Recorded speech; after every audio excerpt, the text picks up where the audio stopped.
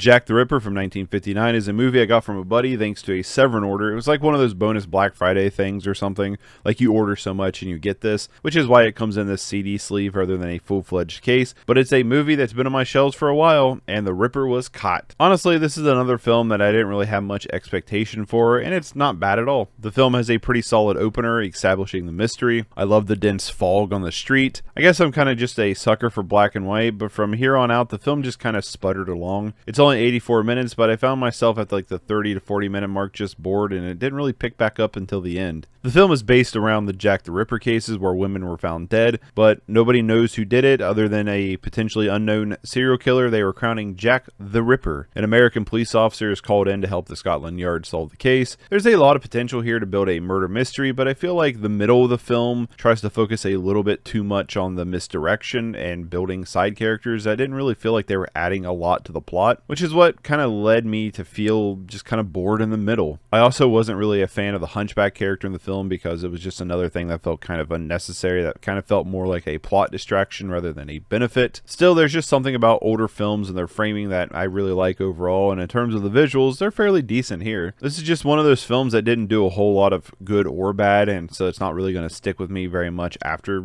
watching the movie. Like, I just don't really have a lot to say about this one. It's one of those films that just kind of exists. It's just pretty forgettable. Like, I'm not gonna lie, but I'm having a hard time writing this review, and I just watched the damn thing. But it's also available on Freevee if you want to check it out for yourself, and I'm giving this one a 5 out of 10. It'll probably go into the sell pile as well. But yeah, 5 out of 10, I think.